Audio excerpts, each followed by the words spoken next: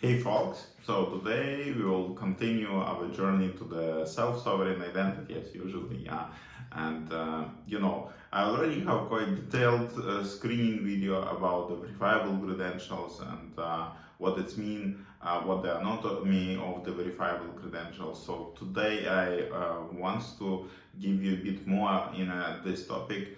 And first of all, the verifiable credential is quite misleading term, so I prefer to call it the authenticity data containers.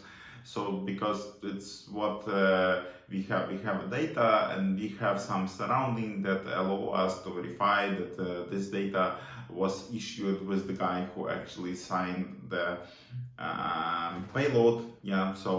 And it's a huge movement right now to move from the Web3C json-ld data to something like self-addressed data and authenticity chained data containers, but it's the separate story. I have a video about the self-addressed data and why they matter.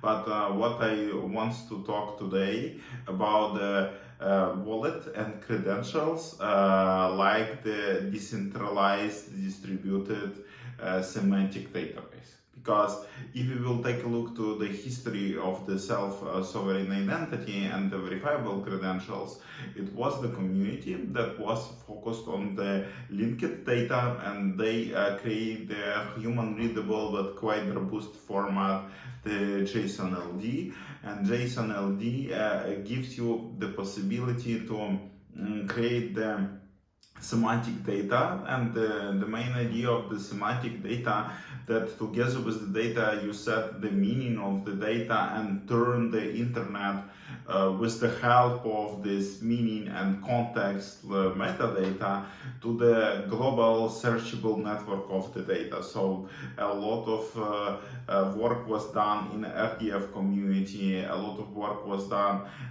in different communities to turn our internet from the human readable to machine readable, and to turn everything to interconnected data. And actually this community made a lot to draft the first version of the credentials. So at that time, credentials was the json-ld, so JSON linked data, just signed, so it was signed JSON only.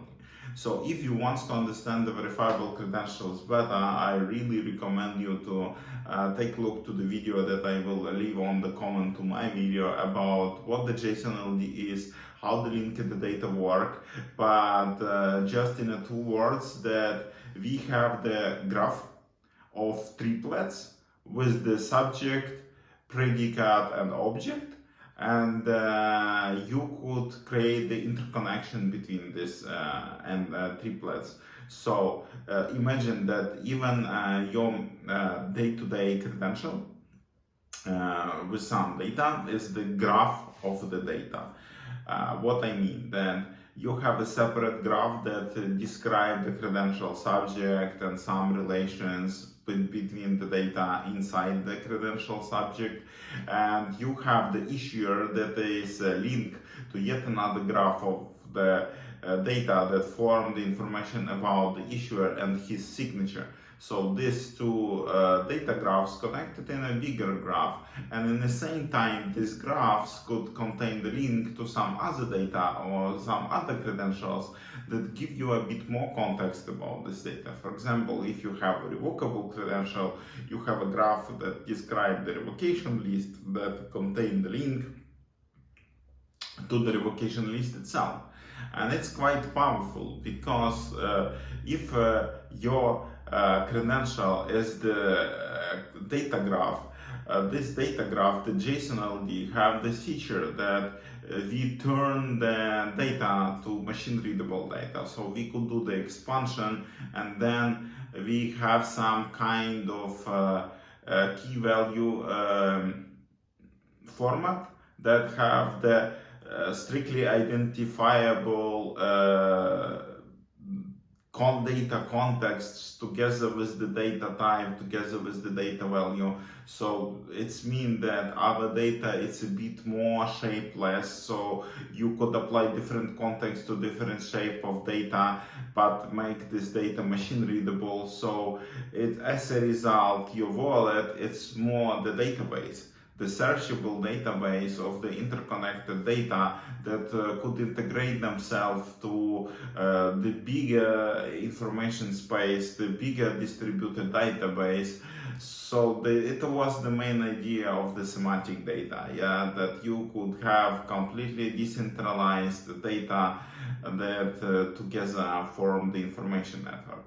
So that's the important thing to understand, that json-ld is the linked data that set the meaning of the data. The context and meaning of the data, it's not the validation of the data, it's a different thing. So in the same credential, you could have the JSON schema that actually see your data not as a json-ld data, but more as a regular JSON data, and there you could apply some constraints, set, for example, some kind of regex patterns for strings or something like that, or set some boundaries for the integer value. So it's completely different view of your data. So the context set the meaning for machine and humans, and the json-ld schema set the structure and the boundaries and the limits for the fields. And it's the quite important difference in a verifiable credentials. But the W3C credentials and json-ld, it's not only one format that actually supported by credentials. We could find the different credentials on market that follow completely different lines. For example, as I mentioned, the Caesar serialized self-addressed data, they focused on the interoperability between the different serialization formats, because the json-ld quite robust and take a lot of time and take a lot of space. So if you want to do some credentials for IoT devices, it's definitely not a good choice. So maybe some binary packed data will have more value, but we still want to keep the readability of the credentials. So maybe we could have the format that allow us to represent this format as a binary packed and it's a human readable. So that's the biggest space. Another space in a verifiable credentials, it's the unknown creds, it's the ZKP credentials, it's competing formats that just arriving, and I believe that the self-addressed data, the authorization, authenticity data containers and authenticity chain data containers somehow will, together with the ZKP credentials, will influence on the next version of verifiable credentials spec, and somehow they will bring all the benefits that they have there. But what I want to point here, that you should see your credential as a data graph. You should see your wallet as a distributed database of the data graphs. And for this, you could use the different language and tools that work with the semantic data, not just as a structured data. And it could open a lot of interesting insights and a lot of interesting opportunities for you.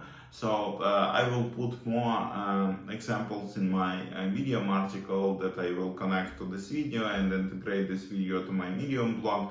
So please subscribe not just to my YouTube channel, but to my Medium, because there I could give more, code examples or data examples, or explain a lot that I could not show you just in a talk. So somehow they are connected. I was happy to share this with you. If you have any comments about the VerifIable credentials, how you use them, what you do with them, just let me know. I will be happy to know, and see you.